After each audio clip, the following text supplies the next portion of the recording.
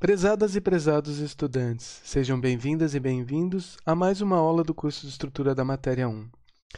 Na videoaula de hoje, a gente vai abordar um dos conceitos mais importantes na física, que é o conceito de seção de choque. Então, a gente vai falar um pouco da sua interpretação geométrica, a gente vai introduzir esse conceito. Nesse curso, a gente só vai voltar a falar sobre ele quando a gente estiver mencionando o modelo de Rutherford. Mas, devido à interação estocástica e aos eventos probabilísticos, que são a interação de partículas com a matéria, a descrição através de um modelo que considere essas probabilidades é essencial para conseguir comparar teorias e experimentos. Então, é essa noção que eu quero que vocês compreendam ao final dessa videoaula. Então tá, para a gente falar de seção de choque, a maneira mais tradicional e talvez mais fácil de conseguir digerir esse conceito, digamos assim, é trabalhar a questão geométrica dela, né? Então é isso que a gente vai fazer nessa videoaula,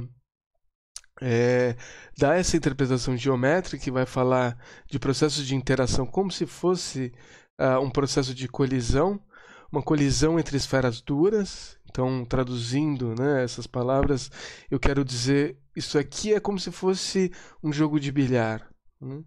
E aí a gente vai, através desse conceito, conseguir descrever, né, uma probabilidade de que ocorra tal processo de colisão, né? E depois, né, a gente pode pensar que essa esfera dura, né, essa esfera rígida, ela pode ser substituída por um campo local, por exemplo, um campo que é criado ao entorno de uma carga, enfim. E dessa maneira, expandir esse conceito de seção de choque para qualquer interação, né? Então, é isso que eu quero que vocês tenham em mente.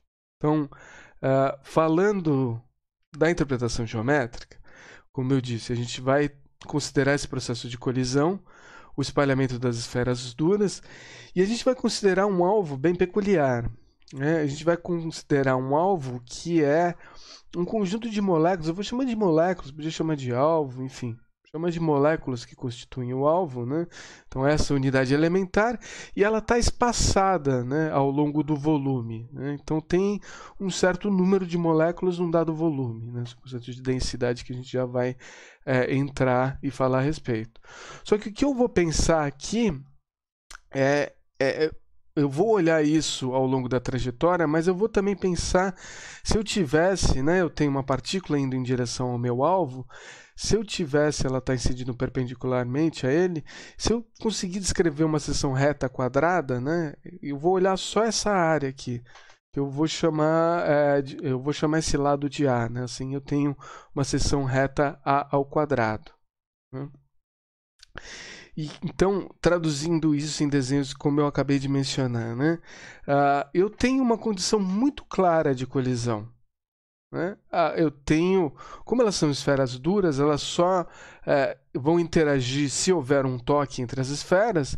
Então a condição é que se a minha esfera, né, o meu feixe incidente tem um raio R1 e a minha molécula tem um raio R2, a condição de que elas interajam é que essa distância aqui entre elas, né, entre o centro delas, seja no máximo a soma entre os dois, né? E esse parâmetro D a gente vai chamar de diâmetro de colisão.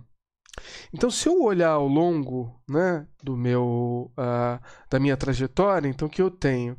Eu tenho essa partícula, né, essa esfera aqui, ela está vindo da esquerda para a direita, e aí eu tenho várias moléculas do meu alvo espalhadas aqui, né, espalhadas aleatoriamente na direção dela.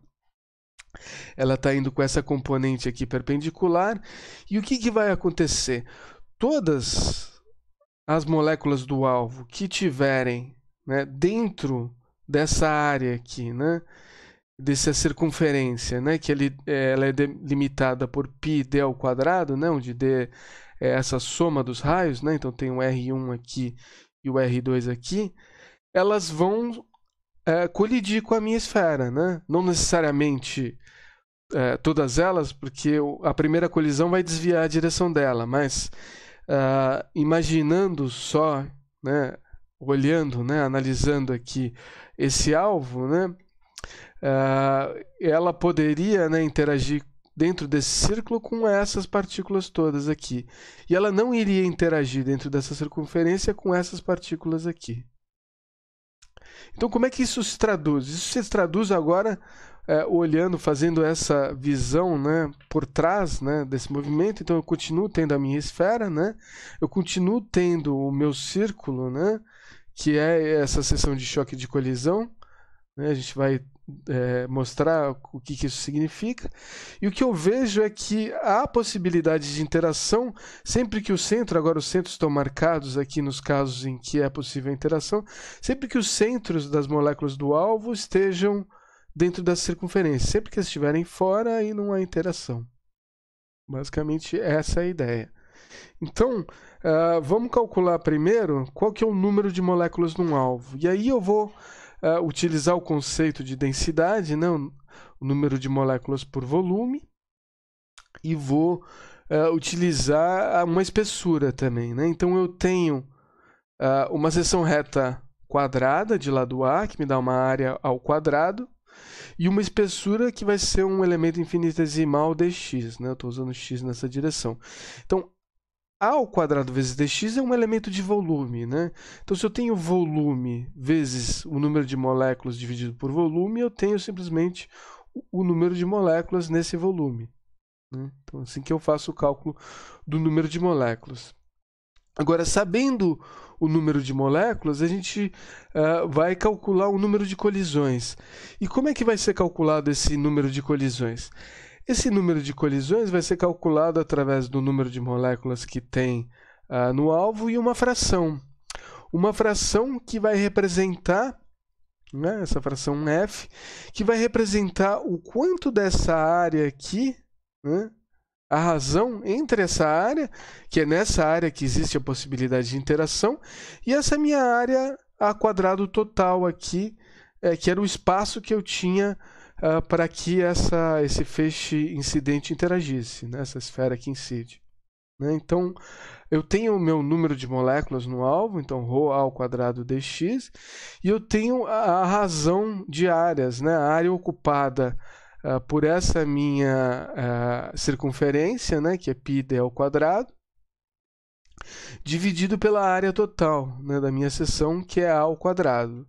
Então, o termo a ao quadrado vai se cancelar e eu vou ter um termo aqui que é ρ, aí eu tenho π vezes d ao quadrado e um elemento dx. E aí, a esse termo π vezes d ao quadrado eu vou chamar de seção de choque, que nesse caso aqui é a seção de choque de colisões. Então, o que isso quer dizer? Vamos olhar com calma essa fórmula. Essa fórmula quer dizer que se eu tiver, né, um alvo que tem uma densidade ρ, uma espessura dx e uma probabilidade, né, de colisões sigma, quando o meu feixe atravessa essa espessura dx, né, como existe essa probabilidade de colisões e essa densidade de moléculas, o número total de colisões, né, vai ser esse produto vezes esse elemento dx. É basicamente isso que eu quero dizer. Então, agora se eu fizer um cálculo de quanta densidade do feixe é removida, então, aqui eu falei num número de colisões possíveis, mas agora vamos pensar que tem várias... o feixe, né, não é constituído de uma única partícula incidente, mas são várias partículas incidentes. A pergunta que eu estou tentando responder aqui é se eu atravessar, né, uma camada X, né, quão reduzida vai ficar a minha corrente. Né? Então, estou falando em corrente aqui como esse fluxo de partículas. Né? Então, se eu tiver a minha variação de corrente, eu vou chamar ela de um infinitesimal dj, né? Eu estou atribuindo o nome j à corrente, né? Se eu dividir, né, essa variação de corrente dj pela corrente total, j,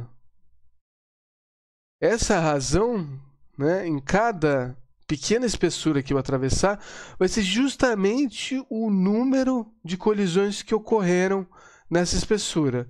E o número de colisões eu acabei de calcular aqui, né, que foi ρ sigma vezes o elemento de espessura dx. Agora, esse número vai ser negativo porque eu estou tirando correntes do feixe. Então, imaginem, é um feixe, né? Ele está perpendicular ao meu alvo, e aí, cada vez que tem uma colisão, essa partícula espalha para uma direção que não é mais a direção, essa direção perpendicular, né? E aí, se eu observo depois desse feixe atravessar um certo elemento de distância, eu conto o número de partículas que tinham depois. Essa diferença aqui, né? Então, a razão entre essa diferença pela corrente, né, para ser algo que não tenha unidade de medida, né, seja representado por um número, né, um número de colisões, vai ser descrito justamente pelo negativo desse cálculo que a gente fez anteriormente. Agora, se eu integrar isso, né, se eu integrar isso de uma corrente inicial até uma dada corrente J, a minha corrente inicial vai ser exatamente na superfície do meu material, até ela ter uma corrente J numa posição X, né? Então, o que eu vou ter? De um lado, eu vou ter 1 sobre esse J, que eu coloquei linha aqui, só para não ter nenhum problema com as variáveis de integração. Então, 1 sobre J' dj, né? Eu tinha o dj e j, eu fiz essa integração. E aqui eu vou ter uma integração, né? Esses são constantes, né? Eu estou supondo que a minha densidade do material não muda ao longo da sua espessura e nem que a probabilidade de ter essa interação mude também. A gente vai ver que isso é uma idealização, em geral essa probabilidade depende aí das propriedades do alvo. Então, a minha integração aqui de 0 até essa posição x, até atravessar essa camada x, vai ser simplesmente a integral disso em relação a esse elemento de x' aqui, que novamente eu mudei a variável só para não ter problemas com as variáveis de integração, né, com os extremos, limites de integração. Então, se eu faço a integral de um inverso de uma função, ela é o n dela, e eu tenho que avaliar isso nos limites de integração, que são j0 e j, né? Então, isso vai ficar o ln de j sobre j0, né? E isso vai ser igual à integral desse lado da equação, que é menos ρ sigma, a integral de 1, né? Que é o valor, né? O integrando aqui é 1, é simplesmente x', né? Pela regra do tombo. Então, isso avaliado nos limites de integração 0 e x, né? Vai ser x menos 0, que é simplesmente x. Então, isso mantém o sinal negativo e o resultado dá menos ρ sigma x, né? Como isso tem um ln, se eu aplicar a exponenciação, a operação de exponenciação dos dois lados, eu tenho j sobre j0 vai ser igual a exponencial de menos ρ sigma x, né? E aí eu vou ter que o j, se eu passar o j0 multiplicando, vai ser igual a j0 a exponencial de menos ρ sigma x, né? Essa é a expressão de atenuação, às vezes conhecida também como equação de Beer-Lambert, e ela diz justamente isso. Eu tenho um feixe com uma dada corrente inicial, eu tenho um alvo com uma dada densidade, uma seção de choque que representa a probabilidade de interação. Numa dada espessura x, ela vai ter uma corrente J. Então, esse feixe vai entrando no alvo e ele vai atenuando, ele vai perdendo, né? Os fótons vão sendo, por exemplo, quando a gente falar de fótons, os fótons vão sendo absorvidos ao longo do caminho e vai decaindo o número de fótons que eu observo. Então, essa é a equação de atenuação. Agora, a pergunta que fica é: qual que é o livre caminho médio? A gente pode atribuir alguns conceitos estatísticos aqui. E o livre caminho médio, né, quer dizer qual a distância média percorrida por uma dessas partículas do feixe, né? Então, se eu tenho o feixe de partículas com um número de moléculas n, né, eu vou supor que todas essas moléculas tiveram uma colisão em x igual a zero, x0 igual a zero. Qual que é o número de moléculas que vai estar numa distância L, né? Então, como eu mencionei anteriormente, isso é um processo estocástico, a gente tem variação aleatória aqui, mas a gente pode usar aquelas equações estatísticas, né, para calcular primeiro momento, né, o primeiro momento da distribuição, como a gente fez para a energia lá no caso da radiação térmica. O primeiro momento está associado ao valor médio. E para isso a gente precisa atribuir, né, um certo valor, né, digamos, probabilístico a isso, né? Não vai ser uma probabilidade aqui, porque essa função não é normalizada. Mas um peso, né? A gente precisa atribuir um peso, e o peso que a gente vai atribuir, né, é justamente o peso que a gente acabou de ver em relação a... ele vai estar relacionado à nossa equação de atenuação. Então, se eu tenho, né, uma equação de atenuação que me diz, né, que num dado valor n, né, vai ser igual a um número n0, né, então esse é o número de partículas no meu feixe, né? Ali era uma corrente. Corrente eu posso pensar sempre como partículas pelo tempo, por exemplo, né?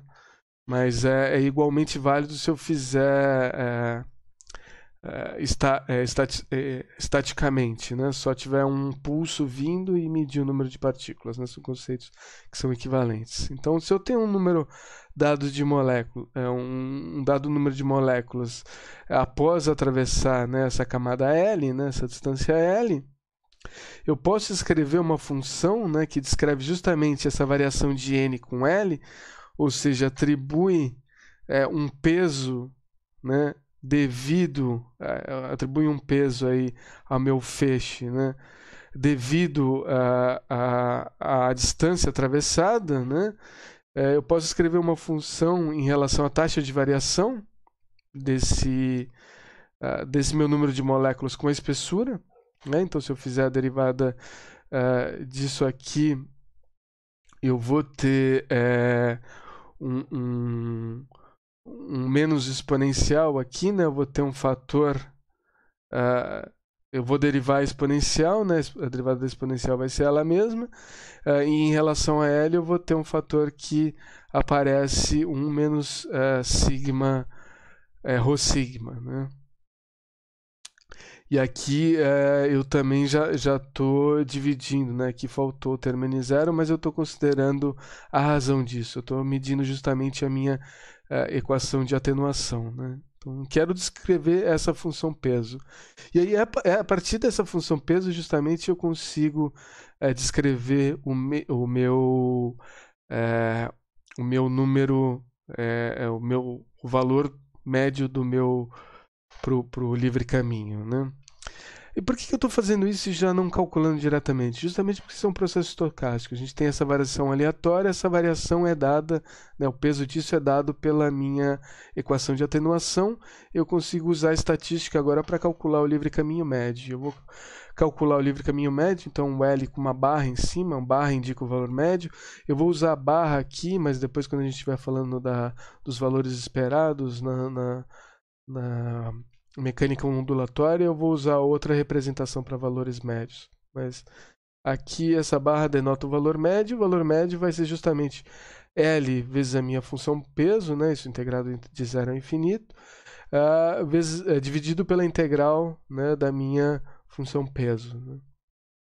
Então, se eu fizer esse cálculo aqui, né, vocês percebem que o n0 que acabou faltando aqui, ele ia se cancelar. E o que eu tenho é L rho sigma exponencial de menos rho sigma L, dl, e embaixo a integral de rho sigma exponencial de menos rho sigma L. Agora eu vou fazer uma mudança de variável, vou chamar de u rho sigma L, então esse argumento da exponencial é u, né? Então a integral de cima aqui eu tenho exponencial de menos u, e isso aqui é u, né? Então, u vezes exponencial de menos u, e aí para trocar o infinitesimal, né, eu teria Aqui sobrou um L também, me perdoem, né? Aqui era du igual a rho sigma dl só. Eu vou ter que o dl é igual a 1 sobre rho sigma vezes du. Né? Então, 1 sobre rho sigma vai estar multiplicando aqui, então eu tenho integral de u exponencial de menos u. E embaixo, né, eu vou rho sigma dl é justamente o du, e aqui eu tenho o exponencial de menos u. Vocês podem fazer a integração por partes, né? E nesse limite de integração vocês veem que essa integral é exatamente igual a essa integral, né? Então elas vão se cancelar, e quando elas se cancelam, o valor disso aqui fica 1, e o meu livre caminho médio, que é dado pelo valor L médio, vai ser simplesmente 1 sobre rho sigma, né? A gente pode até discutir essa integração aqui por partes. Então tá, e aqui eu respondi, esse é uma variável muito importante, né? Porque se a gente sabe, né, o número de partículas, né, a gente vai determinando, né, consegue determinar esse livre caminho médio, aí, variando espessuras do alvo, a gente sabendo a densidade do alvo, a gente consegue determinar sigma. Né? Então, essas maneiras bem importantes aí de determinar a seção de choque. E agora, para finalizar essa parte, né, de seção de choque, eu vou voltar, né, como eu falei, a gente fez essa abertura toda aqui para discutir vários conceitos de seção de choque. A gente volta um pouco à questão dos fótons e depois a gente vai falar somente no modelo de Rutherford, a gente volta a abordar a questão da seção de choque. Então aqui eu quero falar dos 3 processos que a gente viu, basicamente a interação do fóton, né, da luz na sua forma corpuscular com a matéria, que são o efeito fotoelétrico, né, ele vai ser predominante para energias pequenas, e a gente vai observar, né, que conforme muda a energia de ligação dos elétrons, a gente vê que existe uma descontinuidade na seção de choque. Existe uma descontinuidade justamente porque, conforme eu aumento a energia, eu posso excitar agora elétrons mais internos. Né? Eu posso vencer função trabalho para elétrons que estão com energias menores. Né? Então, isso vai gerar algumas descontinuidades. Eu já vou mostrar um gráfico de como se comporta para vocês compreenderem. Mas aqui eu quero voltar, né, a falar com vocês, que tem justamente a ver com a expressão que a gente determinou, né? Número de eventos, seção de choque, número de partículas no feixe, densidade no alvo, né? E comprimento, né? Espessura do alvo. Né? Isso é justamente interpretação geométrica. E é só aqui que a gente consegue atribuir de uma maneira unequívoca, essa interpretação geométrica. Todos os outros casos a gente vai interpretar um valor que vai aparecer como a seção de choque desse evento. Né? Então a seção de choque está associada à probabilidade de ocorrer esse processo fotoelétrico, e o efeito fotoelétrico é o único que se atribui a essa interpretação geométrica que a gente deu até agora. Mas nem por isso a gente vai deixar de falar, porque eu acho importante a gente sempre comparar, né, a teoria com os resultados.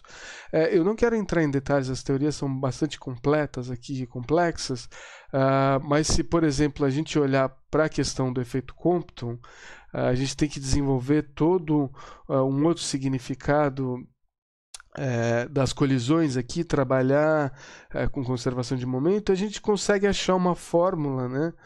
E a gente vai fazer esse caso, né, da seção de choque quando a gente estiver falando do espalhamento Rutherford. Então lá vai ser a outra maneira de abordar a seção de choque, mas eu não quero falar disso antes da gente construir uma série de outros conceitos aqui.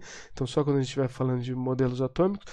Mas basicamente a gente consegue descrever, né, esses processos até como um impulso, variação de momento. Tem várias interpretações que a gente consegue falar os regimes hiperbólicos, né, assintóticos, desculpa. E a gente consegue determinar, né, uma troca de momento e calcular a interação da força, fazer integrais de força. E com isso a gente consegue determinar fórmulas. Né? No caso do efeito Compton, ela se chama a fórmula de Klein-Nishina, né? É uma fórmula razoavelmente complicada, e eu quis trazer aqui só para dizer que, enquanto no efeito fotoelétrico existe essa interpretação geométrica, conforme eu aumento a energia dos fótons, esses fótons vão cada vez interagindo menos com a superfície, então vai diminuindo menos o peso do efeito fotoelétrico, e eles vão interagindo de outras formas, né? Então, numa região intermediária, a maior probabilidade é de uma interação via o efeito Compton, né? O efeito Compton é esse espalhamento aí, porque a gente chegou aqui nas energias de raio-x interessantes. Então, isso se traduz, né? Então, a seção de choque do efeito Compton vai ter um fator πr², o R aqui está associado a esse raio do elétron, então eu quis deixar, de certa forma, essa forma geométrica, né? Vai ter um fator 2, surge por outras origens, eu não quero demonstrar nada disso, mas tem essa relação com área, toda seção de choque representa uma área, mas ela vai ter uma função complicada que eu não quis colocar aqui, né? Mas só escrevi que é uma função que descreve o espalhamento cômputo, que vai depender da energia do fóton espalhado e a energia de repouso do elétron. É uma soma de frações aqui. Então, essa é a seção de choque Compton, e mais uma vez a gente tem uma descrição aqui através de uma área representada, né? A gente pode pensar dessa maneira, né? Para a produção de pares, isso também vai ocorrer, né? Aqui a gente tem mais constantes aparecendo, né? Não tem só essa questão da área do raio do elétron, né? A gente vai ter uma série de constantes que se traduzem, né? São agrupadas na chamada constante de estrutura fina. A gente vai falar disso quando a gente estiver discutindo o modelo de Bohr, mas eu só quero dizer que isso aqui vale da ordem 0,0073, então isso aqui é bem pequeno, né? Isso faz, né? É esse valor aqui que vai aparecendo ao quadrado ou ao cubo conforme eu aumento ali o número de vértices no diagrama de Feynman, né? Isso faz com que a probabilidade de outros eventos fique cada vez mais pequena.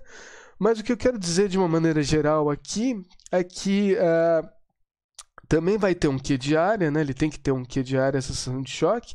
Essa seção de choque só acontece para altas energias, eu preciso que tenha no mínimo a energia de repouso das duas partículas, né? A soma partícula mais antipartícula, ou seja, 2 vezes a energia de repouso da partícula. Vai depender de uma função que eu chamei a função de pares aqui, que tem a ver, né, com o número atômico, né? O número atômico também aparece isoladamente, e a energia do fóton, né? Outra função complicada que eu não quero colocar aqui, mas o que eu quis traduzir aqui? Eu quis traduzir aqui que o efeito fotoelétrico ocorre para baixas energias. Ele tem a interpretação geométrica que a gente acabou de fazer, né, em relação à atenuação. O efeito Compton tem, né, todos os efeitos vão ter, as seções de choque vão ter sua característica de área, mas ele já tem uma função muito mais complicada das energias, assim como a produção de pares. Então tá, então vamos olhar como é um gráfico disso para encerrar essa videoaula. Então, eu vou lembrar vocês que quando a gente fala de seções de choque, é utilizada uma outra unidade de medida. Essa unidade de medida se chama barn, né, onde um barn, né, barn vem do celeiro em inglês, um barn representa 10 a menos 28 metros quadrados. Isso porque é da ordem desses números que aparece, né? Então vale a pena ter uma nova unidade de medida, que nem o angstrom, que nem várias outras unidades são introduzidas, o electronvolt, conforme isso fica melhor para trabalhar os números, né? Já pensou se a gente tivesse que carregar sempre essas potências de 10 a menos 28 para representar metros quadrados, desculpem. Então, com isso em mente, o que eu quero dizer é que os gráficos que eu vou mostrar para vocês agora vai ser seção de choque em termos de energia. Né? Seção de choque em termos de energia, eles vão estar seção de choque em barn. O primeiro exemplo que eu quero dar para vocês, né, é a seção de choque total do chumbo, né? Então, como são as medidas da seção de choque de um elemento. A primeira coisa que eu quero dizer é que, apesar de existirem todos esses eventos que eu falei para vocês, né, fotoelétrico, Compton e produção de pares, a gente, quando faz a medida, a gente mede a seção de choque total. A gente tem um feixe incidente, a gente quanto do feixe foi atenuado pela quantidade de átomos no alvo, e isso me dá uma medida de sensação de choque total. Então eu não consigo separar esses eventos. Então, para eu descrever, né, então esses são os resultados experimentais, né, são esses círculos abertos. Para eu descrever isso, eu tenho que considerar vários modelos, né, e aí com esses vários modelos é que eu consigo descrever, né, e é essa curva aqui, a soma de todas essas curvas que me daria esse comportamento. E o que é a soma de todas essas curvas? A soma de todas essas curvas é em relação a esses eventos. Então, aqui está o efeito fotoelétrico, que está abreviado como PE, essa é a seção de choque dele, né, que foi calculada. Então, o que a gente pode ver aqui? Que ela diminui conforme a energia aumenta, né, cada vez menos interação na superfície, esse é o efeito de superfície, depende de interações na superfície. E existem aquelas descontinuidades, né, conforme aumenta a energia, eu posso excitar, né, um fotoelétron que está numa energia, ele necessita de uma energia maior para se desvincular, né? Isso vai depender da estrutura eletrônica. Então, essas quinas, digamos assim, esses picos, têm a ver com a estrutura eletrônica do meu alvo. Então, aqui tem uma assinatura particularmente interessante do elemento que constitui o alvo, né? Então, esse é o espalhamento fotoelétrico. Da mesma maneira, né, a gente tem a possibilidade do espalhamento Rayleigh, né? O espalhamento Rayleigh é um espalhamento elástico de luz, né? Então, a luz espalha elasticamente. A gente não trabalhou e não discutiu esse tipo de espalhamento, mas eu vou dar um exemplo a vocês, que ele depende basicamente do comprimento de onda, né? Então, um exemplo em geral é o sal de cozinhas, né? O cloreto de sódio. Se vocês crescem esse cristal, ele é um isolante por natureza, ele tem uma banda proibida muito alta, né? Da ordem de 10 eletronvolts. Isso faz com que ele seja transparente. Mas aí vocês vão me dizer, mas o sal de cozinha é branco. Então, o sal de cozinha, acreditem se quiser, ele é transparente. O que acontece com o sal de cozinha é que conforme você macera ele para ele ficar muito pequeno, né, e quando esses grânulos estão da ordem aí de meio micrômetro, que é da ordem do comprimento de onda da luz visível, ele começa a conseguir espalhar ela de uma maneira elástica, né? E ela sofre um espalhamento Rayleigh de uma maneira que eu tenho quase um policristalino ali. Então a luz que é refletida nele vem em todas as direções e todos os tipos de luz e nos dá a impressão de que aquele material tem uma cor esbranquiçada. Vocês podem ver que muitos materiais, né, quando eles são pulverizados, né, a dimensões do comprimento de onda visível, eles vão se tornar brancos independente da cor original deles. Isso tem a ver justamente com esse espalhamento elástico, que é o espalhamento de Rayleigh. E aí dá para se calcular a probabilidade de interação nesse processo elástico. Então esse era um processo que eu não tinha falado. O próximo processo que domina aqui nas regiões intermediárias, né, basicamente aqui na região de 1 MeV, né? Então, energia do fóton, notem escala logarítmica também, né? O Barney é abreviado para B. É o processo Compton, que a gente falou, espalhamento, né, inelástico agora, né? Porque ele transfere momento aí, né? Então, ele sai com outro comprimento de onda. Então, se ele muda o seu comprimento de onda, a gente tem um espalhamento inelástico, né? Então, essa é a questão do espalhamento Compton, né? Aí, o que mais a gente tem? Eu vou falar desses dois processos aqui, né? Que são identificados por essa letra kappa, né? Kappa nuclear e kappa eletrônico, que são justamente a criação de um par elétron-pósitron nas vizinhanças de um núcleo e nas vizinhanças de um elétron. E vocês veem que esse processo só pode começar a partir da energia de repouso, e que o processo do elétron, né, ele só ocorre, né, com o dobro da massa de repouso necessária para o núcleo. E ele tem uma probabilidade bem menor, né? Isso aqui está em escala logarítmica, vale lembrar de novo. E aí, bem próximo à produção do elétron, né, nas vizinhanças de um elétron, existe a probabilidade de um processo ressonante, né, chamada ressonância de dipolo gigante. Esse processo se dá porque cria o par. Esse par ele fica próximo ali, ele não sai com muita energia cinética, ele fica próximo ainda entre si, né? Ele tem essa característica vibratória, ele está aprisionado localmente, é o que se diz, e ele se recombina. Então ele é ressonante por isso, né? Ele é criado e se recombina emitindo a luz, né? E aí está a seção de choque probabilística. Então eu tenho que levar todas essas seções de choque em consideração para conseguir descrever o meu experimento. E você vê que mesmo assim existem algumas discrepâncias. Mas essa é a ideia. Então a gente tem 3 fenômenos que a gente viu, né, nesse curso, e 2 que eu mencionei brevemente agora. Mas a seção de choque ela não é só importante, né, para essa interpretação da interação do fóton em si, mas ela, como a gente vai ver no caso do modelo de Rutherford, ela é importante de uma maneira geral, né? E ela tem uma abrangência tão geral que ela tem um significado muito grande, né? Em processos físicos. Porque pensa, qualquer processo físico ele vai ser estocástico. Eu não consigo determinar exatamente qual que vai ser a interação, mas se eu tiver um grupo de partículas, eu sei como vai ser o comportamento médio disso.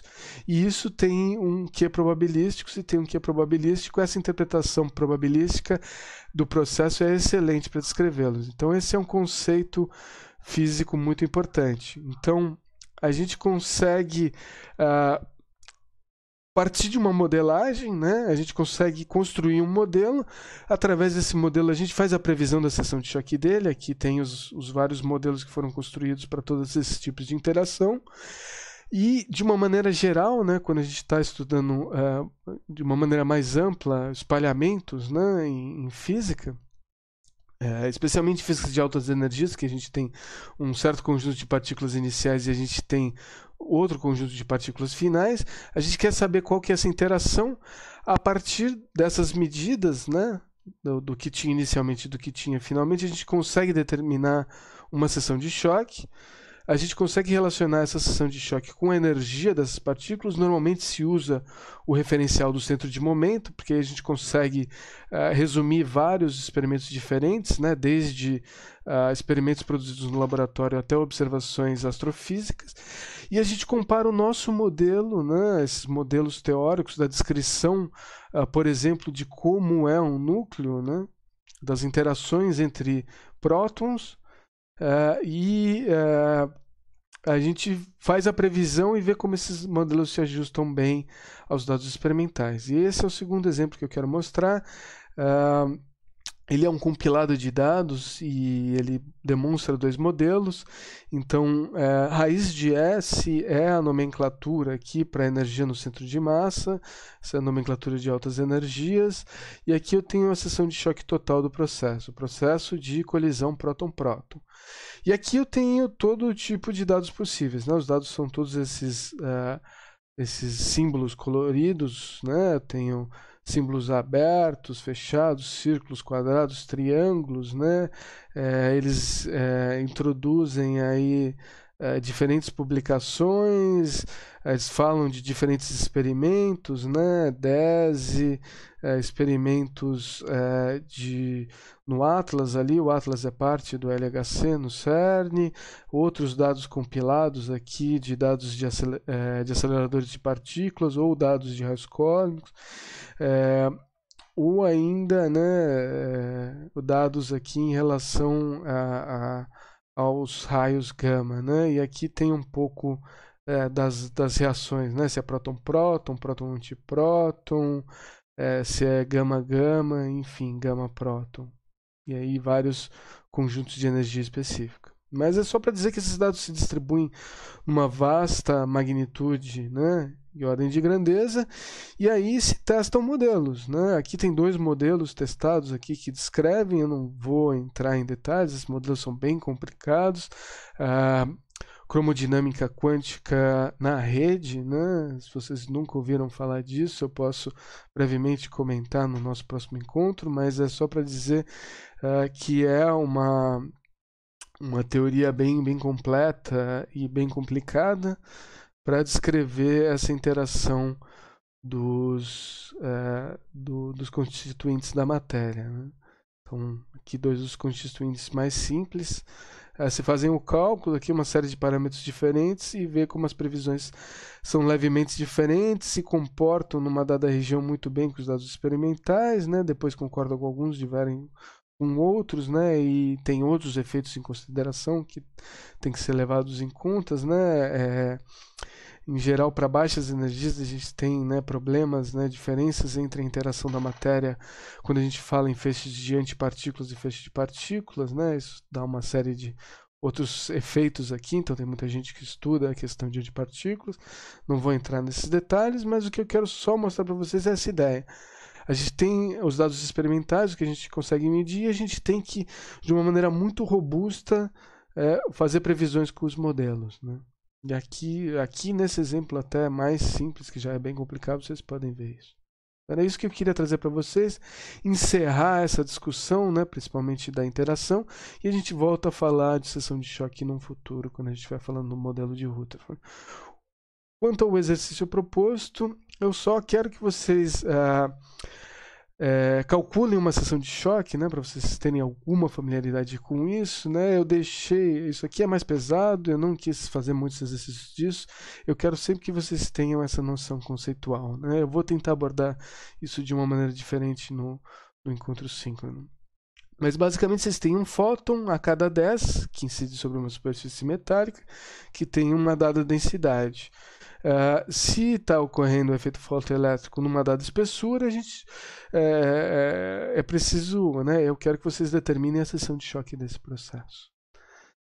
Bom, é isso que eu queria falar de uma maneira geral. A gente encerra mais uma quinzena. Eu vejo vocês numa próxima videoaula.